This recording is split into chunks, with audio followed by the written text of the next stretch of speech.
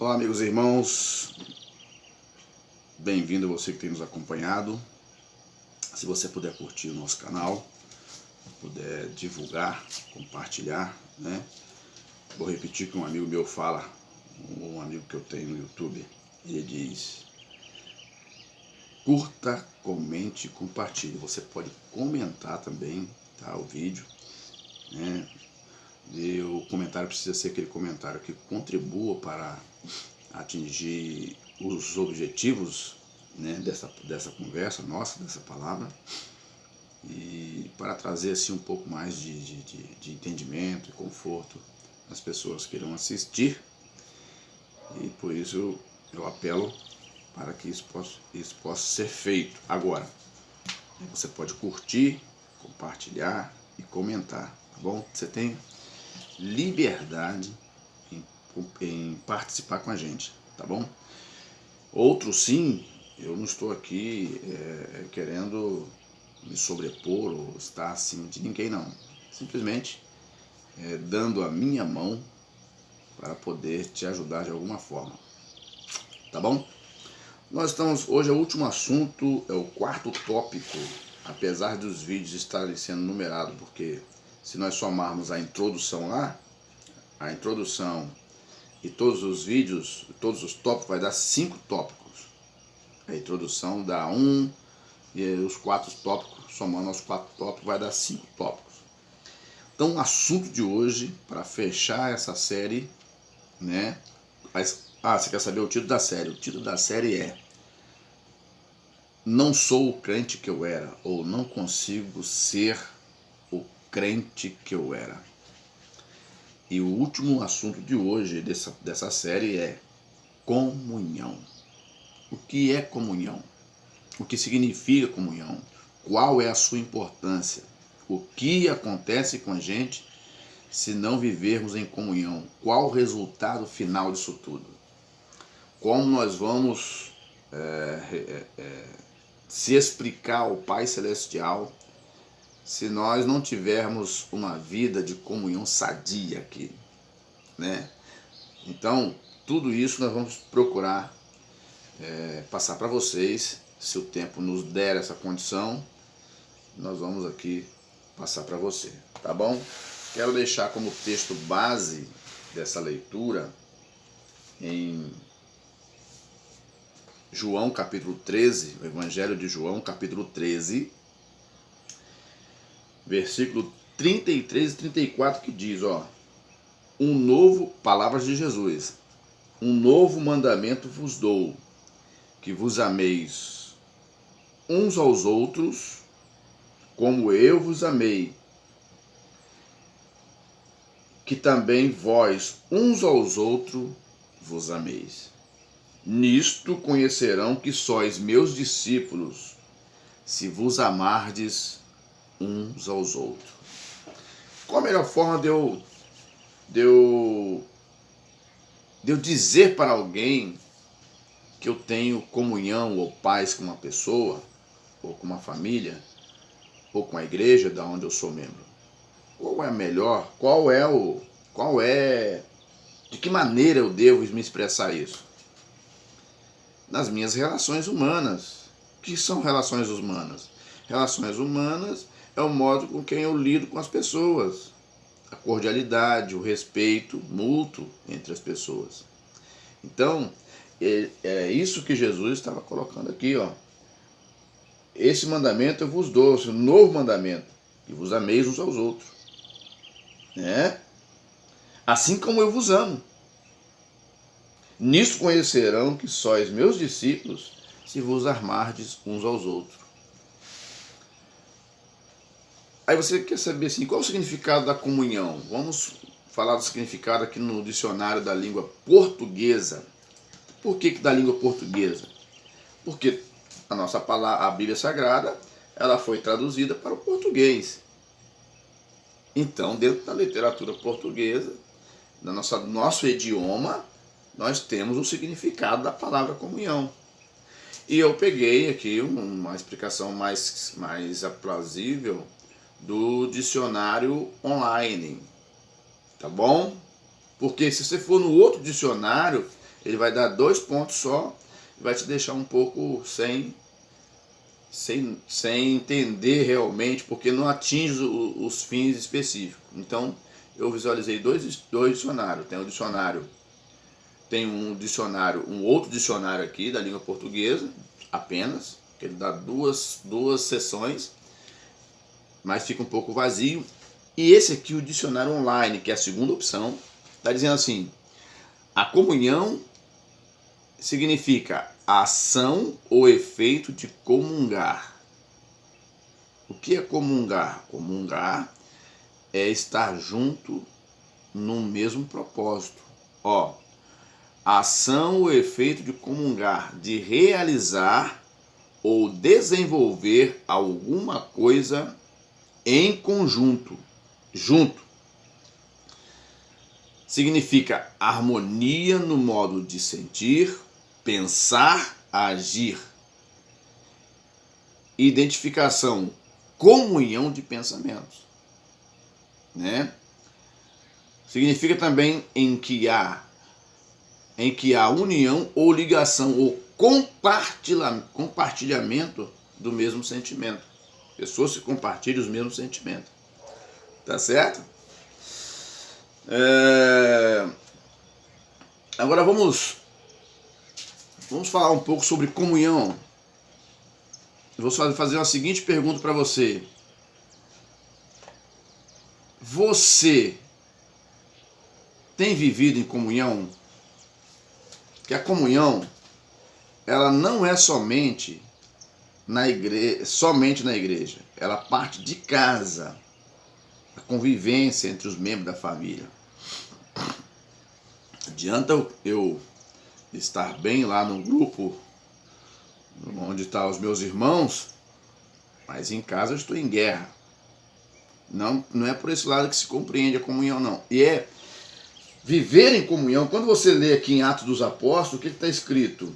Atos dos Apóstolos, capítulo 2, verso 42, que diz: e perseveravam na doutrina dos apóstolos e na comunhão, isso geral, entre irmãos, família, e no partir do pão e nas orações. Ou seja, eles tinham comunhão na doutrina, eles estavam juntos defendendo essa doutrina. Segundo, eles estavam juntos defendendo no partir do pão. Terceiro, eles estavam juntos no mesmo propósito nas orações. O verso 43. Em cada alma havia temor, e muitas maravilhas e sinais se faziam pelos apóstolos. Ou seja, quando há esse sentimento de comunhão entre o povo de Deus, as pessoas que estão num corpo, igreja, no corpo de Cristo, quando há esse sentimento mútuo, de cooperação mútua, até mesmo a ação divina, ela é muito mais acentuada, muito mais visível, né? Muito mais presencial entre os irmãos, trazendo resultados e benefícios. Porque Deus está dizendo assim: olha, eu estou aqui trazendo a resposta em cima daquilo que vocês estão produzindo. Esta pessoa foi curada porque vocês estão no mesmo sentimento, na mesma intenção. Eu estou dando livramento porque vocês estão unidos. Está entendendo? Eu estou abençoando aquela família porque vocês se uniram para poder ajudar aquela família. Eu estou resgatando as pessoas da sua vida vil de pecado por causa da união de vocês em me buscar em prol daquelas pessoas que estão lá fora. Eu estou mantendo vocês, isso eu estou falando assim, fazendo uma metáfora. A palavra de Deus nos dá essa clareza de falarmos dessa forma, porque na Bíblia Sagrada está dizendo: aonde tem união, Deus está no meio. Está entendendo? Olha, Olha só. Verso 44. E todos criam e estavam juntos e tinham tudo em comum.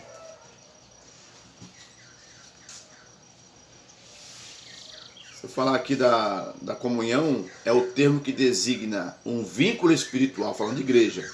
O vínculo espiritual e social estabelecido pelo Espírito Santo entre aqueles que recebem a Cristo como seu único e suficiente Salvador. Efésios capítulo 4, versículo de 1 a 16. A comunhão dos santos. Está no livro de Efésios capítulo 4, verso 1 a 16. Ou seja, nós falamos ontem que se nós estivermos em Cristo, obedecendo a sua palavra, né, o Espírito Santo ele vem e mora na gente. Ele faz morada. Ó, o que começa aqui? O Efésios 4 fala da unidade da fé. O que Paulo começa a dizer aqui? Rogo-vos, pois, eu, preso do Senhor, Paulo estava preso, que andeis como é digno da vocação com que foste chamados. Olha que maravilha. Com toda a humildade, mansidão, longanimidade, suportando-vos uns aos outros em amor, procurando guardar a unidade do Espírito pelo vínculo da paz. Quer dizer, o que é vínculo da paz? Aqui ele fechou, ele disse, olha, se vocês viverem em paz, o Espírito estará presente entre vocês. Ó o versículo 4. Há um só corpo e um só Espírito, como também foste chamado em uma só esperança de vocação.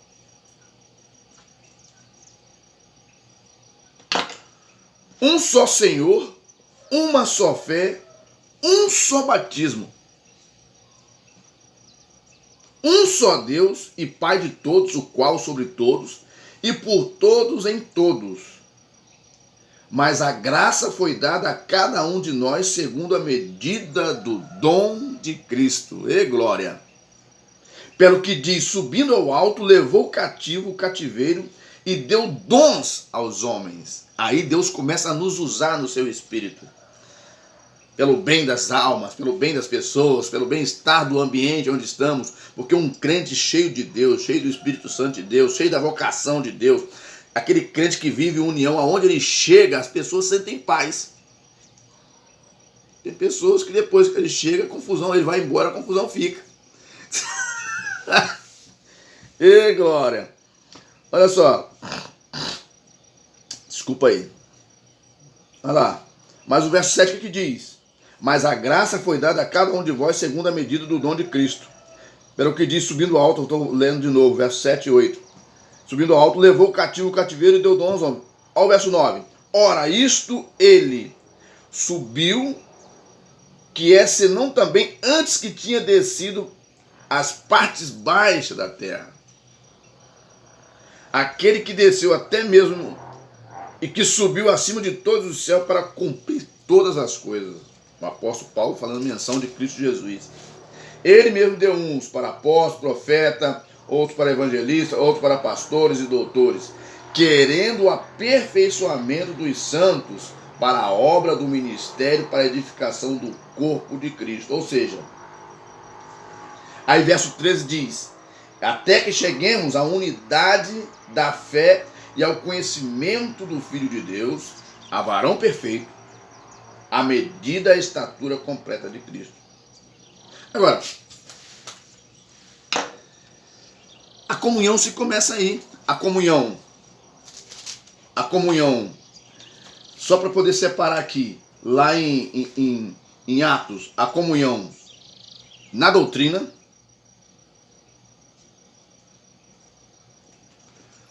a comunhão no partir do pão,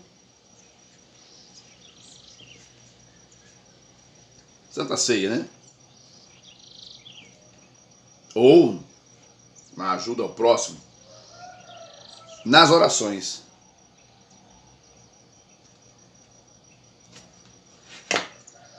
O aspecto básico da igreja. O ponto mais forte é esse aqui.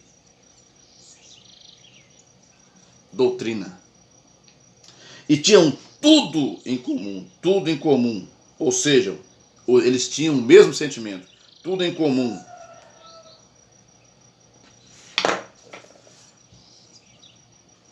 Então, quando a igreja é formada, ela precisava disso, de pessoas estarem envolvidas no mesmo sentimento, para que com que um corpo... Jesus mesmo falou que uma casa dividida, ela não prevalece.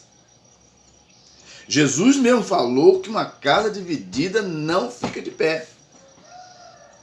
É muito comum hoje nós vermos os grandes problemas que a igreja tem enfrentado. Entendeu? A palavra comunhão é a chave para entendermos o rápido progresso da igreja formada por dois povos, judeus e gentios. Porque a igreja ela se originou lá entre o povo judeu. A igreja somente progrediu mediante a comunhão e a unidade de seus membros. A Bíblia assevera que ambos os povos Deus fez apenas um, constituindo o corpo místico de Cristo. Efésios 2, 14 a 17. Capítulo 4, 3 a 6. 1 Coríntios 12, 13.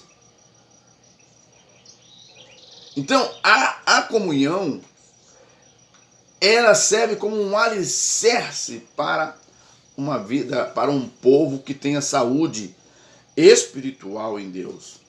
Um povo dividido vai chegar aonde?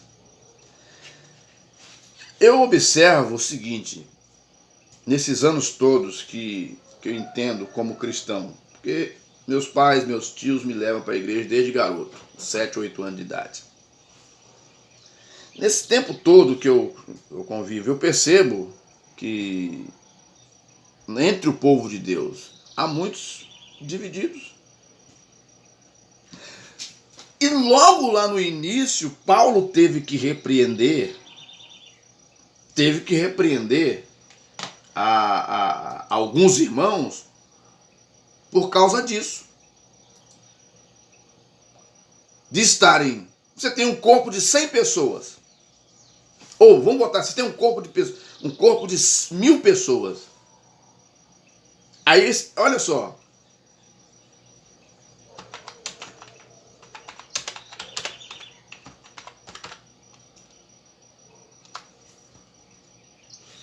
Primeira Coríntios 3. 1 Coríntios 3 fala sobre essa questão. 1 Coríntios 3 diz,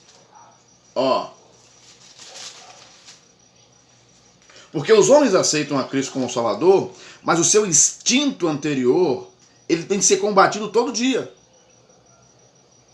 E a comunhão, ela só se acentua quando todos entendem que precisam estar juntos naquele sentimento. Como é que pode? Você está ali e você não concorda?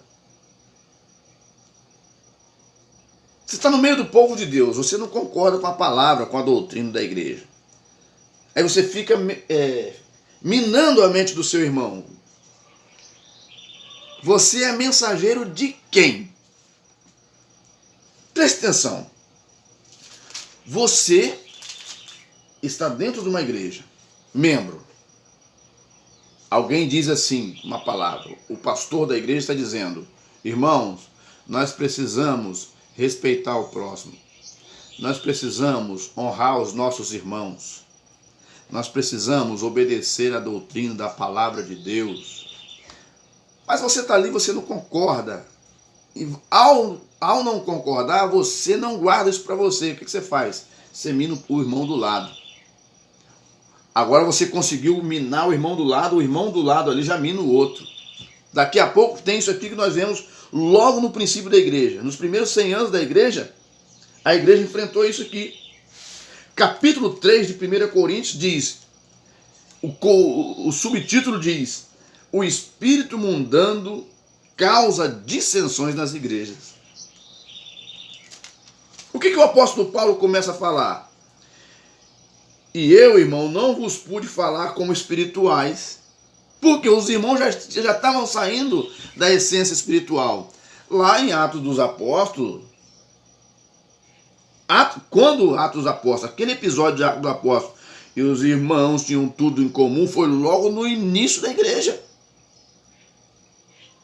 Logo depois da partida de Jesus, a igreja começou numa explosão terrível. Mas quando Paulo, agora já chamado para ser apóstolo, já era apóstolo, já tinha feito viagem missionária, e agora Paulo escreve aos irmãos de Corinto porque havia dissensões na igreja. Olha lá, eu, irmão, não vos pude falar como espirituais, meu Deus do céu, mas como a carnais, como meninos em Cristo. Alguns de alguns estudiosos hoje, que se dizem doutores da palavra de Deus, se ele pudesse arrancar essa folha aqui, ele arrancava da Bíblia. Ó, com leite vos criei.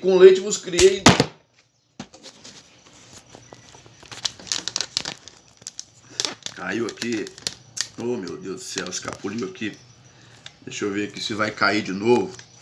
Porque aí não dá, né? Aí o celular aqui, que confusão, né? Deixa eu ver aqui se vai cair de novo daqui a pouco, né? Fica aí um negócio estranho aí. Bom, ele caiu, eu tive que mexer, ele mudou um pouco a postura aqui. Você tá entendendo? Agora, ainda bem que não parou de gravar, né? Eu não consegui nem começar a falar direito. O apóstolo Paulo agora, ele dá uma puxadinha nos irmãos, porque os irmãos estavam tendo problema. A igreja lá naquele tempo ainda, nos primeiros 100 anos, já estava tendo problema, uma mistura, um problemeiro danado. Ó, porque ainda sois carnais, Paulo falando. Havendo entre vós inveja, contendas, dissensões, não sois porventura carnais e não andais segundo os homens?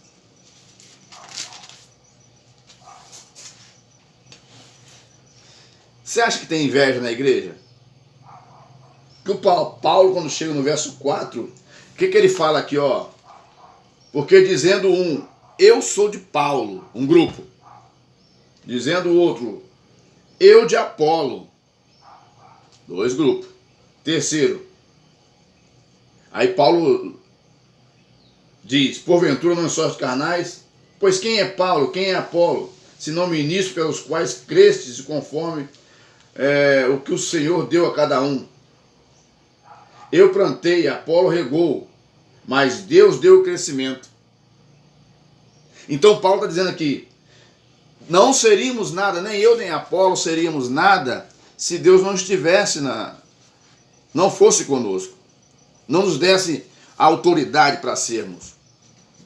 Então, o que nós vemos no meio do povo de Deus, nesse século 21, de uma igreja próxima a acontecer a chamada, aonde Cristo vai vir buscar o seu povo, de toda parte do mundo. O que nós vemos, principalmente no nosso lado aqui, Brasil, uma igreja fragmentada, dividida, onde a igreja não é olhada mais como uma igreja noiva do Cordeiro, mas sim como um meio de vida.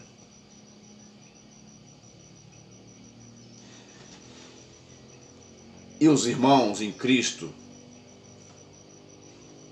a igreja, os antigos da igreja, esse conflito que acontece de ideias, as mudanças que se fazem, às vezes não se analisam tudo direitinho. Hoje nós estamos vivendo num meio em que as pessoas têm pressa de mudar sem menos olhar o impacto que isso vai trazer.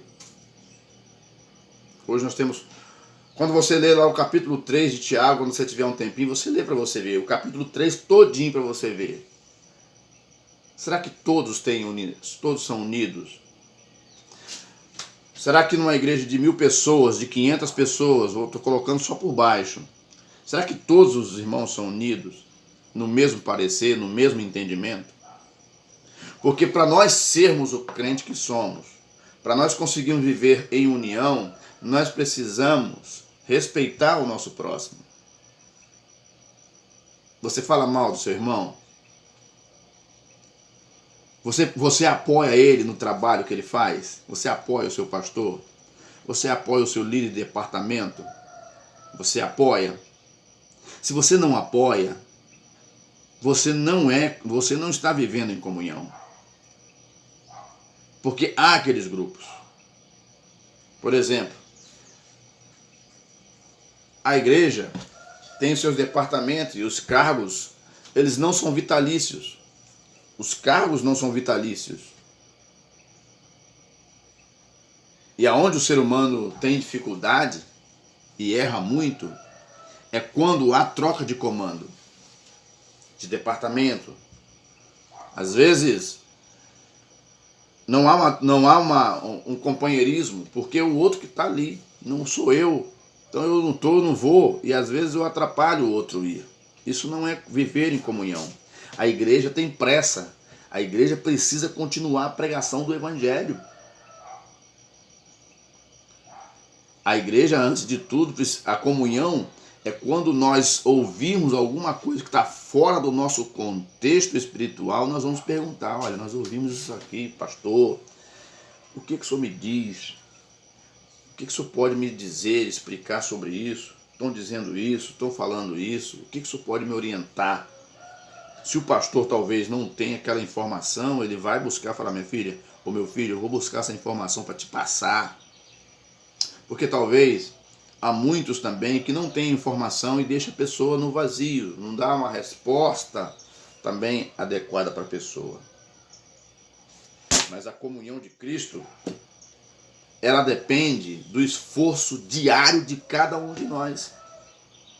Né? Eu fiz uma observação há um tempo atrás, né, que a igreja, né, vou falar da igreja atual, ela tem uma diferença dos judeus. Os judeus, quando eles tinham um problema, eles se uniam todos em torno daquele problema. Estavam todos juntos, se defendendo com unhas e dentes. Eles se defendiam até a morte. Era muito difícil um judeu abandonar o outro. E até hoje acontece isso. Eu me lembro, saiu nos jornais que os palestinos pegaram um soldado israelense, né, e prenderam ele, um jovem. Prenderam aquele rapaz nas prisões lá dos palestinos. E eu me lembro da notícia que houve uma negociação para a soltura daquele soldado, para que eles pudessem libertar aquele soldado. E isso saiu nas notícias, se você procurar aí, não sei se está no YouTube isso, mas saiu nas principais jornais do mundo, principalmente aqui no Brasil, né? Saiu aqui nas TV abertas, nesses canais de TV aberta aí, os principais que você sabe, que eu não vou citar o nome aqui, essa notícia também saiu. Que esse soldado estava preso, deve ter uns 10 anos, 15 anos isso. Esse soldado estava preso e os judeus, os israelenses, estavam negociando a soltura dele, a libertação dele. O que os palestinos exigiram para soltar esse soldado? Eles exigiram que os judeus, os israelenses, soltassem 1000 presos palestinos para libertar esse soldado. O que você acha que os israelenses fizeram? Eles soltaram 1000 presos palestinos por um soldado israelense de negociação. Isso significa o quê? Que eles não iam abandonar aquele rapaz que estava ali combatendo, defendendo a nação e foi capturado pelas forças inimigas. Eles não iam deixar aquele rapaz sem uma atenção, porque aquele rapaz, em uma condição normal, ele estava defendendo o seu povo. De repente ele foi capturado pelo inimigo. Então os judeus devolveram 1000 presos palestinos. Claro que eles escolheram pelo histórico de cada um. Os presos foram escolhidos pelo histórico de cada um. Acredito que os mais violentos, os mentores, ficaram presos. Soltaram 1000 presos por um soldado. Tá certo? nós como igreja, às vezes nós temos um grau de dificuldade muito grande em defender o nosso irmão. Às vezes aquele irmão que batalhou, aquela irmã que lutou muito, na hora que ela precisa de uma defesa, na hora que ela precisa de um entendimento, de uma compreensão, na hora que ela ou ele precisa de um apoio, de ser amparado, de ser, de estarem junto, essa pessoa não tem apoio. O que nós temos muito hoje nos dias atuais é muitas pessoas tristes. Então a união do corpo de Cristo faz com que nós estejamos bem, tanto nas alegrias espirituais, onde estamos juntos, dando glória a Deus, recebendo a unção de Deus, mas no nosso dia a dia nós precisamos viver unidos, nós precisamos estar juntos, nós precisamos nos defender como igreja. A igreja teve seus problemas, teve seus primeiros anos de glória, naquele cenário de mortandade de cristão. A igreja estava unida, orando, clamando a Deus, buscando a Deus. Quando a igreja chegou num patamar quando ela chegou num nível considerável, onde já não tinha tanta perseguição assim, em que os cristãos tiveram condições de crescer ainda muito mais, os cristãos começaram a inventar moda. E é o que está acontecendo nos dias atuais. Não é verdade? É o que está acontecendo nos dias atuais. Nossa, tanto mosquito. Você está entendendo? Nós precisamos estar unidos. Eu não sei, o ser humano é engraçado. Ele não tem preguiça de trabalhar. Por que será? Eu sempre falo que nós temos um instinto primitivo em trabalhar pela boca. A criança, quando nasce, uma das primeiras coisas que ela procura depois que nasce é o mamar da mamãe. É o instinto primitivo. Por esse instinto primitivo de busca pelo pão, nós não tem doença, não tem enfermidade, não tem cansaço, não tem dor de sei de quê, não tem nada. A gente vai. Mas um momentinho de oração a sós com Deus, pelo menos 5 minutos de oração com o Senhor, eu já estou cansado, eu estou com preguiça, eu estou cansado, eu não tenho tempo, eu não posso, não dá para me ir. Então esse tipo de negligência que nós temos para com as coisas de Deus faz com que nós nos enganamos a nós mesmos. Então nós precisamos pensar nisso. Nós temos que estar unidos com Deus, com os nossos irmãos, com o pastor, com os obreiros da igreja. Tá certo? Um abraço. O vídeo termina aqui. Eu não consegui falar tudo que eu queria, mas eu vou ver se a gente dá uma sequência.